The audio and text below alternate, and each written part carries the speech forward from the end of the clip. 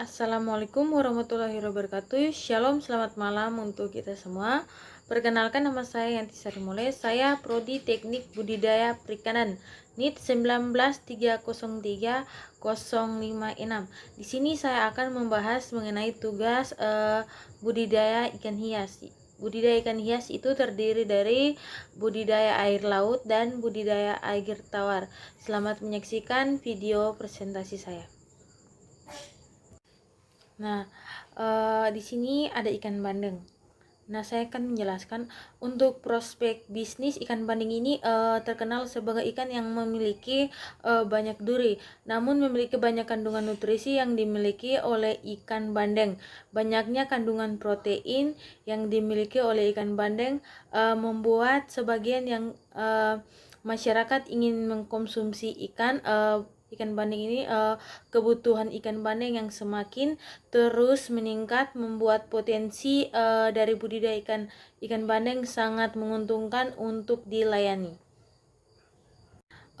Berikutnya untuk pembenihan dan pembesaran ikan bandeng ini memiliki induk yang menggunakan bak beton berdiameter 10 meter dengan ketinggian 3 meter berjumlah 2 unit. Wadah pemeliharaan larva itu berupa bak beton berukuran 4 meter kali 2 4 meter kali 1 meter berjumlah 16 unit, dan wadah kultur pakan yang berjumlah 10 unit, yang terdiri dari 6 unit berukuran 4 kali 2 meter kali 1 meter itu sebanyak 2 unit berukuran 3 meter kali 5 kali 3 meter dan 2 unit berukuran 5 kali 2 kali 2 meter kali 1 meter induk yang akan memija berumur dari 3 tahun dengan bobot minimal 3 kg. Permanen telur dilakukan setiap pagi hari pada pukul 5 sampai 6 waktu Indonesia Barat. Pada bak beton kolektor telur yang telah dipasang kolektor telur dipindahkan ke hatchery untuk dilakukan perhitungan fekunditas dan PR. Kemudian telur ditebar pada bak beton penetasan telur. Nah, teman-teman di sini menjelaskan mengenai pembesaran bandeng. Pembesaran bandeng itu merupakan kegiatan lanjut yang dalam pemeliharaan ikan bandeng yang dilakukan di tambak yang digunakan sebanyak 10 petakan. Itu terdiri dari 3 petak pemeliharaan dan 2 petak tandon. Proses persiapan ini dilakukan dengan cara pengeringan, pengisian air, dan pemupukan. Penebaran itu dilakukan setelah tumbuhnya pakan alami berupa kekap yang berada dalam petak tambak. Penebaran dilakukan pada pagi hari pukul 7 sampai 9 waktu Indonesia Barat atau sore hari. Pemanenan ikan bandeng di balai besar itu di Balai Budidaya Air Payau, Jepara dilakukan dengan bobot ikan mencapai 250 gram per ekor dalam waktu 6 bulan yang memiliki nilai harga jual sebanyak 20.000 per kilogram. Nah, teman-teman di sini ada ikan air tawar, ikan gurame. Prospek bisnis ikan gurame ini dari budidaya ikan gurame merupakan budidaya yang sudah banyak dikembangkan di berbagai daerah di Indonesia. Ikan gurame merupakan dia merupakan ikan konsumsi primadona bagi masyarakat Indonesia karena dagingnya yang lembut membuat ikan ini memiliki banyak penggemar. Dia memiliki banyak penggemar. Permintaan ikan gurame ukuran konsumsi semakin meningkat dari tahun ke tahun sehingga berdampak langsung terhadap permintaan benih ikan gurame yang semakin meningkat. Nah, untuk pembenihan dan pembesaran ikan gurame ini, pemijahannya ikan gurame di CD KPWS menggunakan metode alami dengan perbandingan jantan dan betina 1:3 dengan pada tebar 5 meter persegi per ekor. Pemijahan ikan gurame ini di CD KPWS terdiri dari dua, yaitu dengan sistem pakai dan sistem massal. Pemandian telur biasanya dilakukan pada pagi hari dengan cara pengecekan songsong dalam kurung sarang sarang yang sudah berisi telur. Kemudian diambil telurnya dan dibersihkan pada air mengalir. Telur yang telah dibersihkan diinkubasi dalam wadah berupa bak filber. Setelah 10 hari inkubasi, maka larva ikan gurame sudah siap untuk dipindahkan ke kolam pendederan. Untuk persiapan wadah pada kegiatan pembesaran itu dimulai dari pembersihan kolam, pengeringan kolam selama 3 sampai 7 hari tergantung cuaca. Pengapuran dosis 50 sampai 150 gram per meter persegi.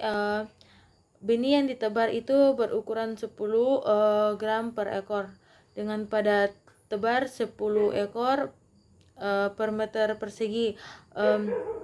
Kolam seluas 150 meter persegi. Pemanenan dilakukan setelah pemeliharaan berlangsung selama 8 bulan dengan ukuran sekitar 500 sampai 700 gram per ekor.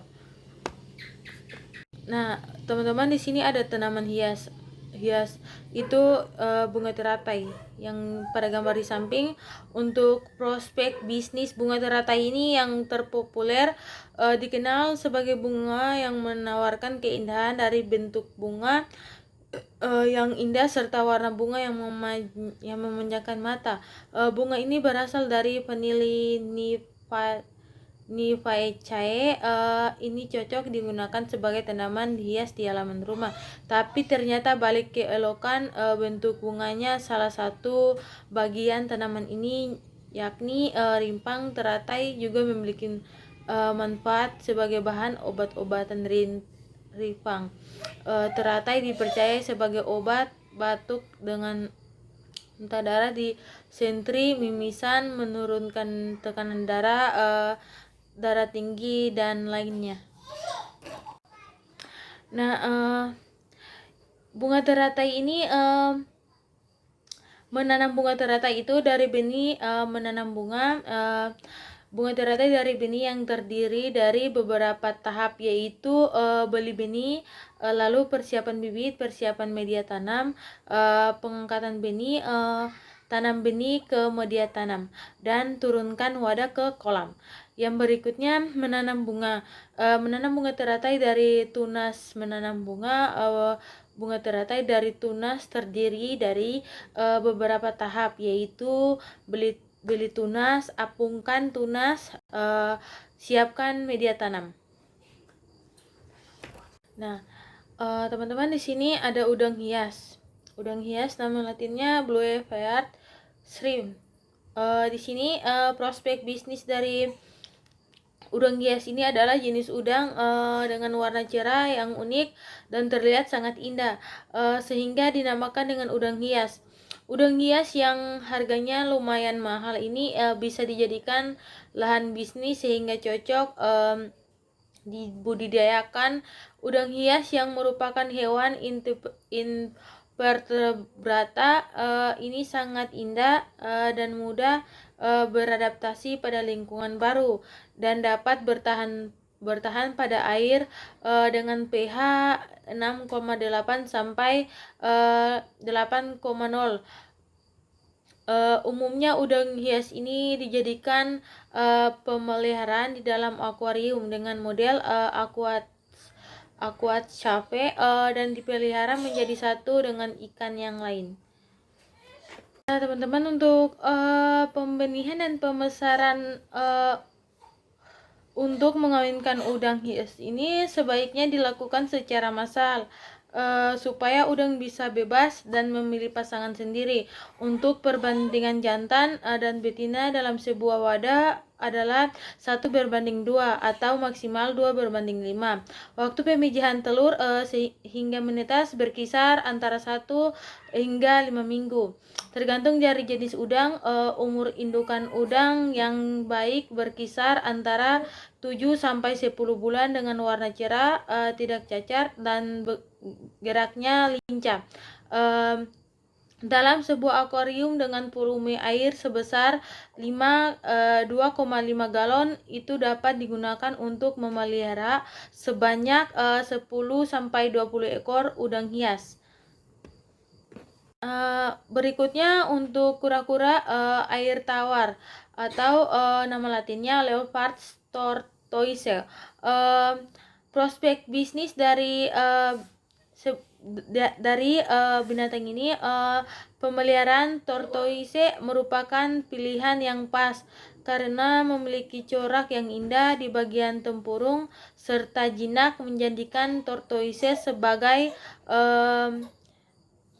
sebagai binatang pemeliharaan sekaligus menjadikannya bisnis merupakan suatu hal yang menyenangkan, karena di samping kepuasan dalam memelihara, dapat pula meraup keuntungan dari bisnis tersebut. Berikutnya cara merawat Leopardus tortoise ini. Tempat tinggal, tempatkan kura-kura di lokasi yang aman dari predator. Kura-kura ini ditempatkan di dalam atau di luar ruangan. Yang berikutnya, habitat. Bentuk habitat itu semirip mungkin dengan aslinya dengan menambahkan batu, kayu, pasir, dan air di dalamnya. Yang berikutnya, perawatan intensif. Bersihkan dengan tinggal sekali dalam seminggu, lalu ganti air yang sudah kotor agar tidak menimbulkan bau yang menyebabkan kura-kura sakit. Pastikan kura-kura aman dari benda tajam. Berikutnya di sini ada karang hias. Karang hias atau nama latinnya Flerogia sinuosa.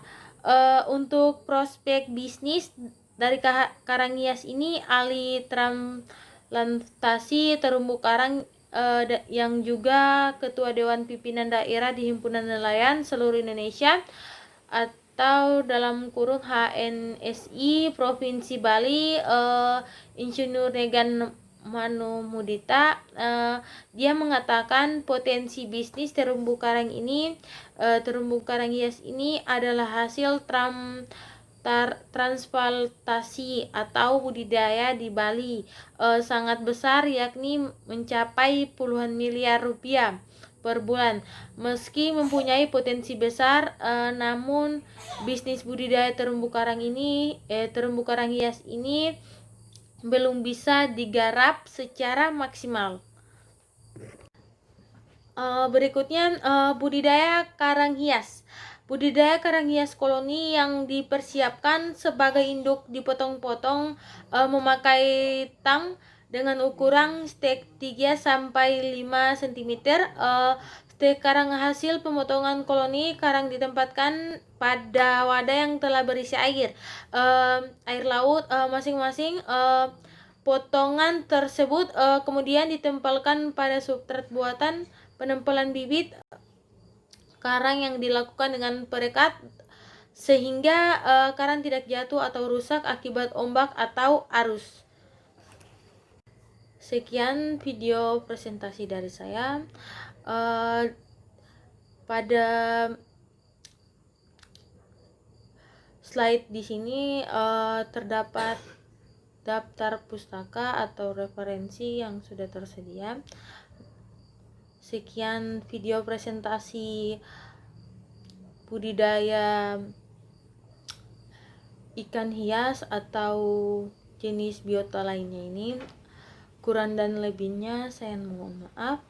Assalamualaikum warahmatullahi wabarakatuh. Shalom, selamat malam untuk kita semua. Salam sehat dan semoga kita selalu diberikan kesehatan dan sehat-sehat selalu. Tuhan memberkati. Shalom.